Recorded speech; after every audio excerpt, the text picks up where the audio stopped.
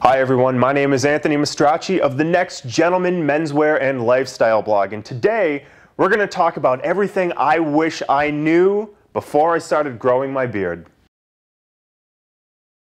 It's very important to just allow it to grow. Some parts of the face grow hair at different lengths. For example, the right side of my chin grows faster than the left side of my chin, so you really have to just let them catch up to each other and shape it afterward. Now, the scariest thing you could possibly do after having your beard come in is tilting your head back and looking at what's growing underneath. I mean, that could look like the Amazon neck forest if you don't take care of it.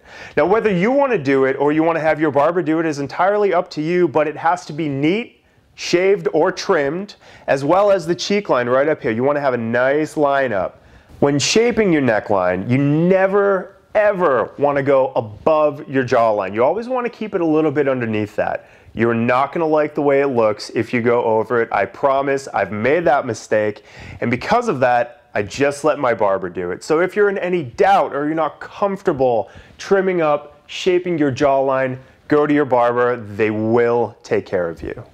Now, when shaping your cheek line, it's a little bit different for everybody. Some guys grow hair higher up in their cheeks, some grow hair lower on their cheeks. It's really up to you and it's up to your body, but when shaping it, pay attention to where the beard is more prominent. You want to bring it right down to that and make sure you don't go too deep. Here's what happens if you do go too deep. You'll start on this side and it'll be just a little bit lower than this side. So what you'll try to do is compensate. And then this will be a little bit lower than this side. And then this will be a little bit lower than this side until you just have no beard anymore. So don't go too deep, okay? Now, another important part of beard upkeep is washing.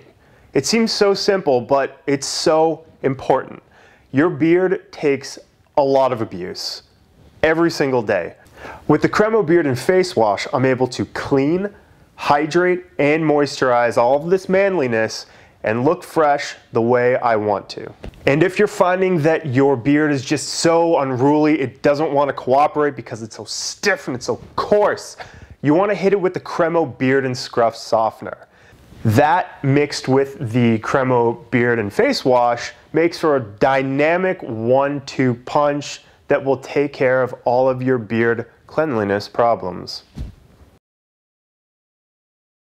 One of the most important parts of developing your daily grooming regimen are adopting a beard oil and a beard balm. Now, both of these help to moisturize the skin, nourish the follicle, and relieve that nasty, nasty itch.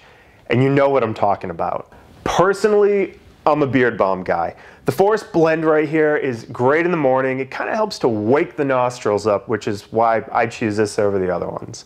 But what I do is I basically take a dime's amount, lather it in between my palms, get it all nice and warm, and stroke it through my beard, down to my skin. It helps relieve my itch, helps to moisturize everything going on down there, and it leaves a great shine that lasts throughout the day. This I prefer for a beard of my length. The oil I used to use when it was a little bit shorter, it was a baby beard. It was a lot itchier then, and this helped with that. But today, I'm a balm guy. Brushing your beard helps to exfoliate the skin and remove dead skin cells, which helps with itch and also helps your skin to breathe. Now, in addition to that, brushing just helps to style your beard. You can look like a big poof ball if you want to. I don't. But you got to make sure that you brush the sides, brush the chin, brush underneath, just so you can get rid of all the tangles and the knots if you have any. It just feels really good. You got to do it. Now, another obvious but kind of not so obvious factor that goes into beard health is diet and exercise. It's important to maintain a healthy-ish diet, despite, pizza and everything. But the nutrients you put inside your body also affect the outside, and that includes your beard. One thing I try to practice is just staying as hydrated as I can. I drink a ton of water, and not only does that help hydrate my skin everywhere, but it also helps with the health of my beard. And one thing you need to be wary about is eating. Food's great, but facial hair doesn't taste very good, so Here's how to get around it. You can imagine that when you eat, certain crumbs or food types may stay in the beard, but the trick is to always keep a napkin in one hand, and when you're wiping your face, you wipe it side to side, and you kind of just give it a little kajigger like that to get any unwanted crumbs out.